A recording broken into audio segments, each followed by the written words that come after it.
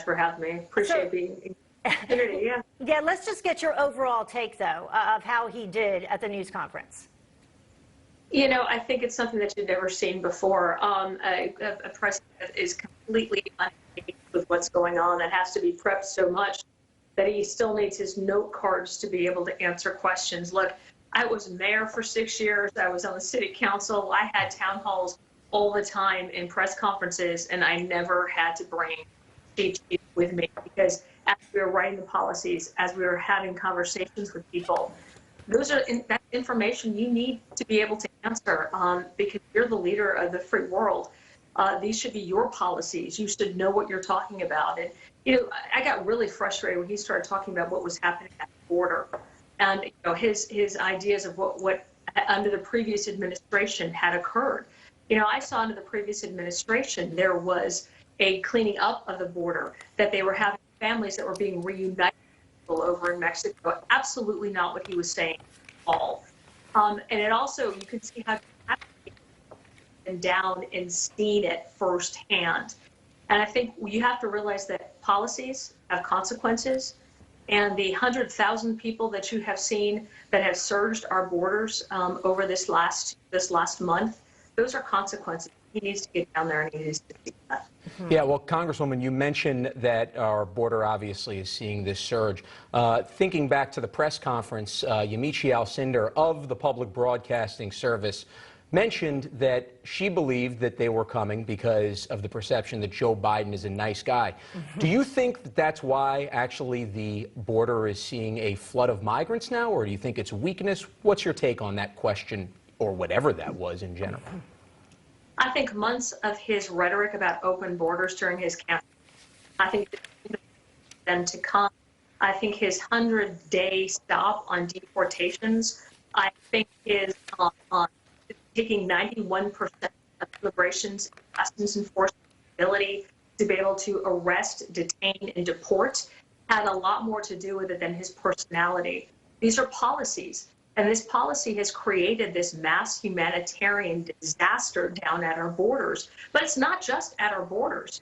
I mean, I was visiting at the Kay Bailey Hutchinson Convention Center in Dallas earlier this week, and I saw 1,700 kids that were pushed into a center that was not equipped to be able to take care of them.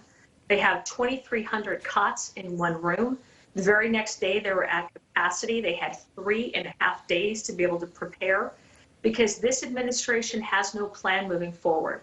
What this administration has is they are in emergency response right now to a crisis of this administration's creation. Congresswoman, further into Texas, since you're from Texas, what is the situation there in terms of all of these illegal immigrants being transported into other areas of the state and really the country? Yeah, under the last administration, what you saw is folks that were being, kids that were unaccompanied, were being reunited with their families in Mexico.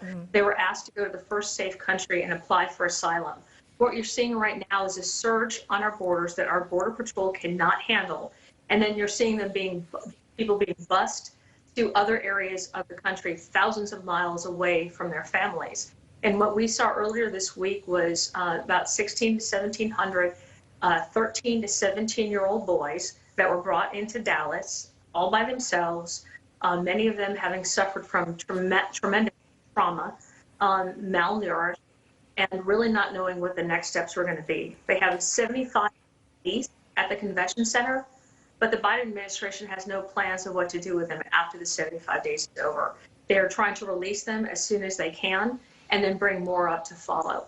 It is a crisis. They cannot mince words about this. It's only getting worse. What they're trying to do is react right now instead of being proactive in stopping the surge. You know, one of the things that struck me during the news conference yesterday at the southern border with the senators led by Senators Cruz and Cornyn were the comparison between what it took to actually get across the northern border, which is a passport and a positive COVID test, versus the southern border right now. You obviously have spent all of your life in Texas, and you represent the great state in so many ways, whether it be in the executive branch or as a mayor. We only have about 30 seconds here, but how would you relate that comparison? Well, I think it's totally different. What you're seeing on the southern border is open. You've got CBP who's bringing, because they're so overwrought with people coming in, they're actually releasing them without even a court date or any instructions on how to come here legally. So we are seeing that, and at the same time that we're seeing those people come through the border, many of them have tested positive for COVID. In fact, at the convention center in Dallas, they had 22 that had tested positive that were in quarantine. But at the same token that you're seeing that coming across, you're also seeing ICE being unable to deport them. And in the city of Irving, we had tremendous success with partnership.